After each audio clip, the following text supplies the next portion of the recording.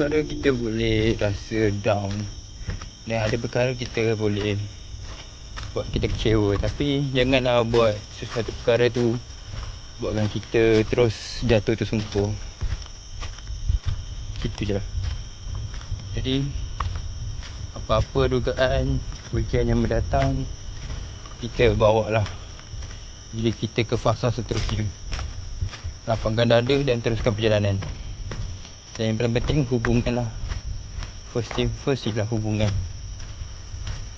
Bukan sekadar kita buat kerja apa panggil, buat kerja seorang-seorang semua kan.